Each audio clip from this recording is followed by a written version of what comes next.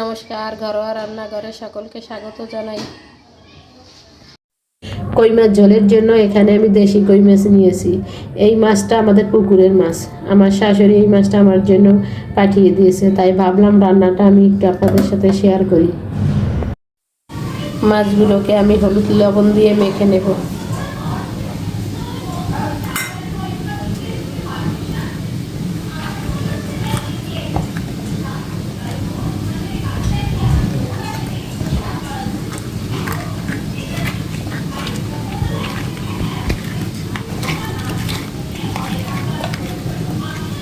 মাখানো হয়ে গেছে, এখন আমি ভেজে নেব।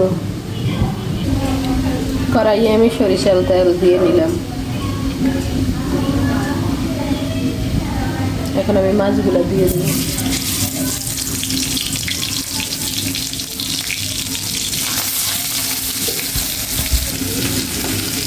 মাছটা আমার দেশি, তাই এটা সাইজটা একটু ছোটো হয়েছে।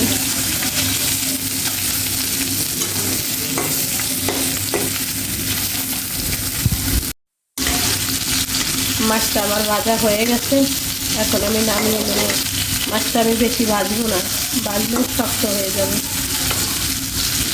এখন আমি নামিয়ে নেব।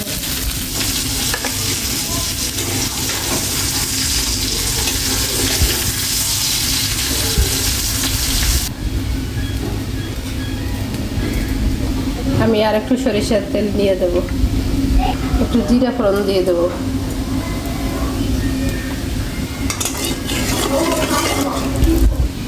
আমি অল্প পেঁয়াজ রসুন বাটা দিয়ে দেব।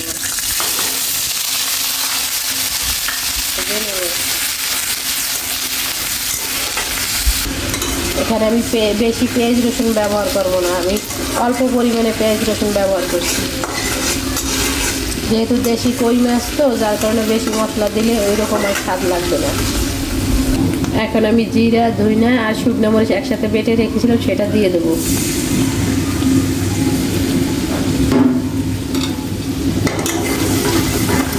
ভালোভাবে একটু নাড়িয়ে চাড়িয়ে নেব,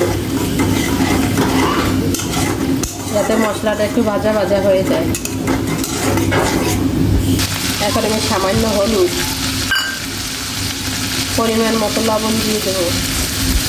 সামান্য জল দিয়ে ভালোভাবে আমি এখন কষিয়ে নেব। মশলাটা আমার কষানো হয়ে গেছে, এখন আমি মাছগুলো দিয়ে দেবো।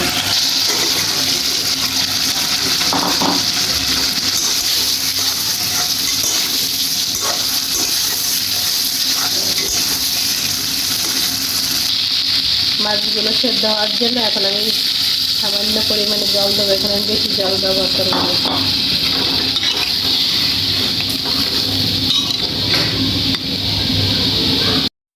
রান্নাটা আমার হয়ে গেছে, এখন আমি কয়েকটা কাঁচা লঙ্কা দিয়ে দেবো।